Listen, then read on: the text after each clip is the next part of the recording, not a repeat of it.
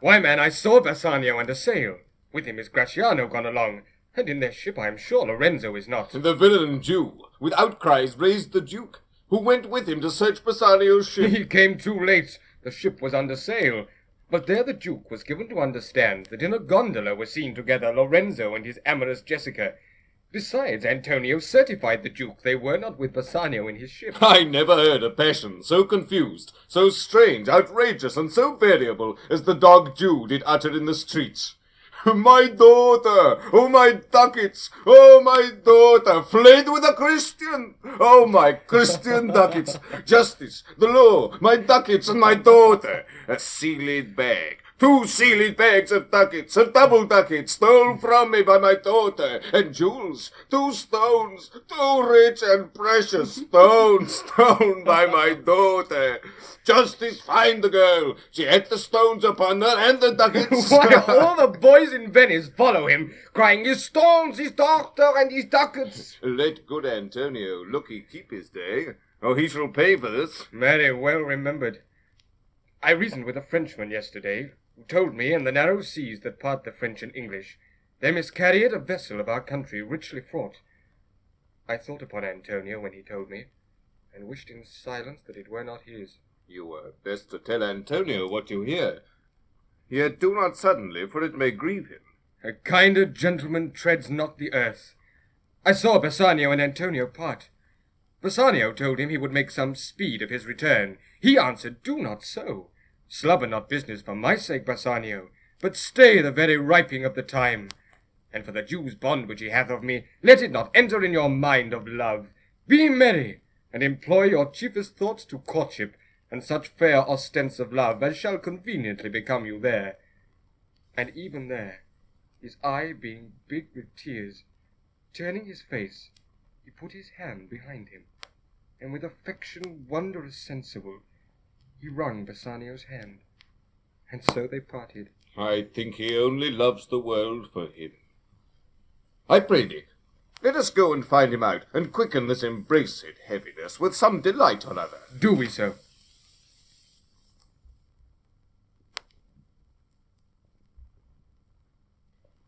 Quick, I pray thee, draw the curtains straight.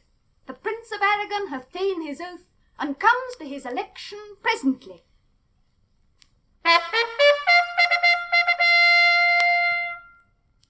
Behold, there stand the caskets, noble prince. If you choose that wherein I am contained, straight shall our nuptial rites be solemnized. But if you fail, without more speech, my lord, you must be gone from hence immediately.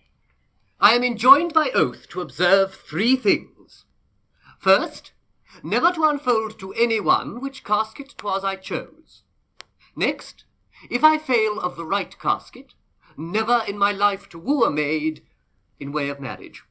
Lastly, if I do fail in fortune of my choice, immediately to leave you and be gone. To these injunctions every one doth swear that comes to hazard for my worthless self. And so have I addressed me. Fortune now to my heart's hope. Gold, silver, and base lead. Who chooseth me must give and hazard all he hath. You shall look fairer ere I give or hazard. What says the golden chest? Ah, let me see. Who chooseth me shall gain what many men desire. What many men desire. That many may be meant by the fool multitude that choose by show, not learning more than the fond-eye doth teach, which prize not to the interior, but like the martlet builds in the weather on the outward wall, even in the force and road of casualty.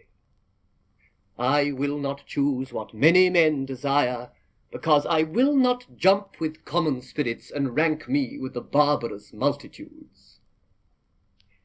Why then, to thee, thou silver treasure house, tell me once more what title thou dost bear. Who chooseth me shall get as much as he deserves. And well said too. For who shall go about to cozen fortune and be honourable without the stamp of merit?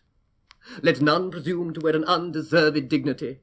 Oh, that estates, degrees, and offices were not derived corruptly, and that clear honour were purchased by the merit of the wearer! How many then should cover that stand bare? How many be commanded that command? How much low peasantry would then be gleaned from the true seed of honour? And how much honour picked from the chaff and ruin of the times to be new varnished? Well, but to my choice. Who chooseth me shall get as much as he deserves. I will assume desert. Give me a key for this, and instantly unlock my fortunes here. Ah, too long a pause for that which you find there. What's here? The portrait of a blinking idiot presenting me a schedule? I will read it. How much unlike art thou to Portia? How much unlike my hopes and my deservings? Who chooseth me shall have as much as he deserves. Did I deserve no more than a fool's head? Is that my prize? Are my deserts no better? To offend and judge are distinct offices and of opposed natures. What is here? The fire 7 times tried this. 7 times tried that judgment is, that did never choose amiss. Some there be that shadows kiss.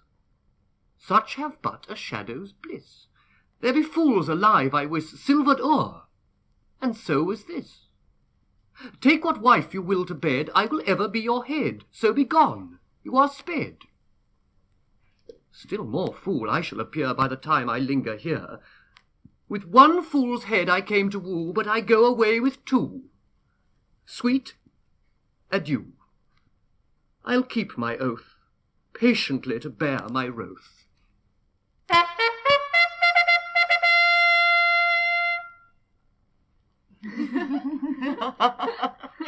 Thus hath the candle singed the moth. Oh, these deliberate fools! When they do choose, they have the wisdom by their wit to lose. The ancient saying is no heresy. Hanging and wiving goes by destiny. Come, draw the curtain, Nerissa. Where is my lady? Here, what would my lord? Madam, there is alighted at your gate a young Venetian, one that comes before to signify the approaching of his lord, from whom he bringeth sensible regreets. To wit, besides commends and courteous breath, gifts of rich value. Yet I have not seen so likely an ambassador of love. A day in April never came so sweet, to show how costly summer was at hand, as this forespurrer comes before his lord. No more, I pray thee. I am half afeard thou wilt say anon he is some kin to thee, thou spend such high day wit in praising him. Come, come, Nerissa, for I long to see quick Cupid's post that comes so mannerly. Bassanio, Lord Love, if thy will it be.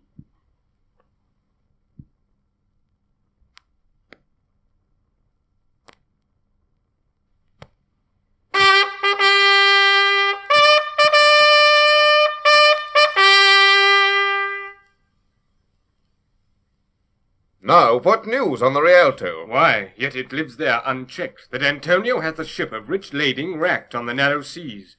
The good winds, I think they call the place. A very dangerous flat and fatal, where the carcasses of many a tall ship lie buried, as they say, if my gossip report be an honest woman of her word. I would she were as lying a gossip in that as ever napped ginger, or made her neighbours believe she wept for the death of a 3rd husband. But it is true, without any slips of prolixity or crossing the plain highway of talk, that the good Antonio, the honest Antonio, oh, that I had a title good enough to keep his name company. Come, the full stop. Ah, what say'st thou? Why, the end is he hath lost a ship. I would it might prove the end of his losses. Let me say amen betimes, lest the devil cross my prayer. For here he comes in the likeness of a Jew. How now, Shylock?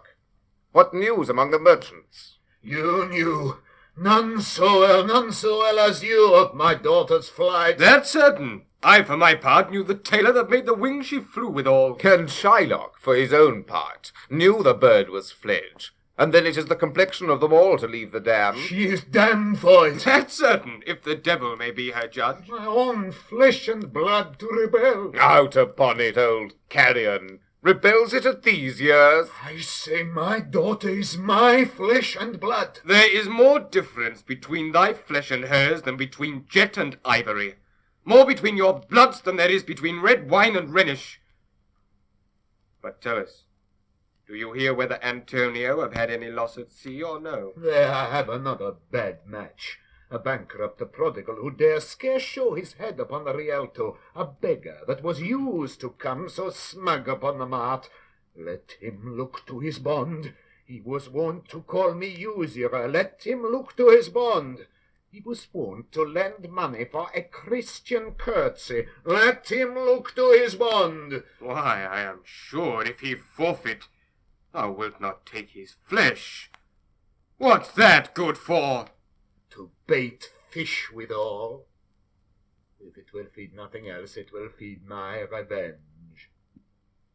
He hath disgraced me and hindered me 500,000, laughed at my losses, mocked at my gains, scorned my nation, thwarted my bargains, cooled my friends, heated mine enemies. And what's his reason? I am a Jew. Hath not a Jew eyes? Hath not a Jew hands, organs, dimensions, senses, affections, passions? Fed with the same food, hurt with the same weapons, subject to the same diseases, healed by the same means, warmed and cooled by the same winter and summer as a Christian is? If you prick us, do we not bleed? If you tickle us, do we not laugh? If you poison us, do we not die? And if you wrong us, shall we not revenge? If we are like you in the rest, we will resemble you in that. If a Jew wrong a Christian, what is his humility? Revenge. If a Christian wrong a Jew, what should his sufferance be by Christian example? Why, revenge. The villainy you teach me I will execute, and it shall go hard, but I will better the instruction. Gentlemen, my master Antonio is at his house, and desires to speak with you both. We have been up and down to seek him. Here comes another of the tribe.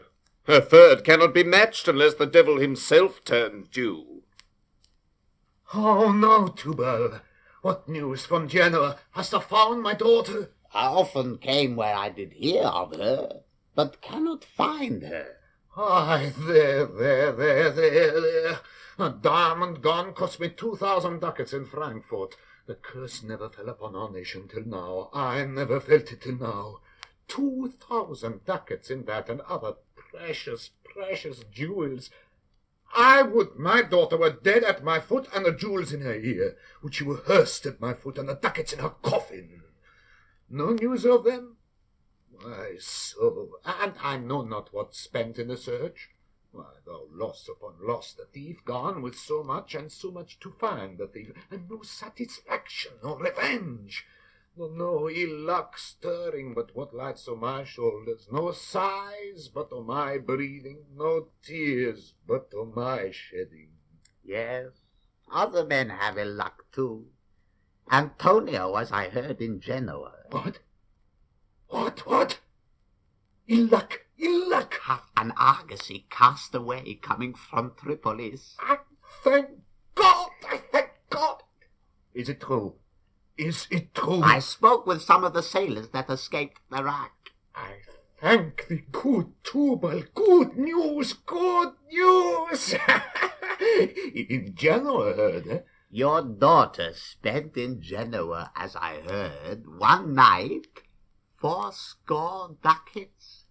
Thou stick'st a dagger in me.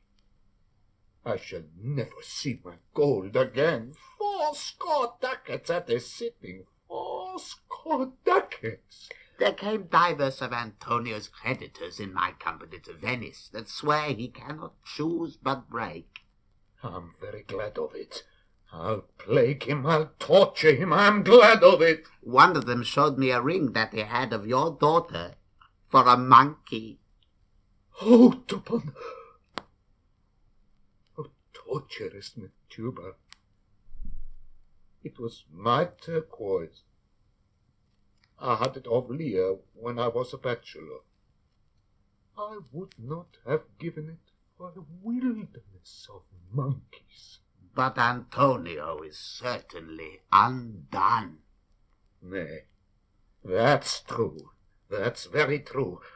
Go, Tubal, fee me an officer, bespeak him a fortnight before. I will have the heart of him if he forfeit, for were he out of Venice, I can make what merchandise I will.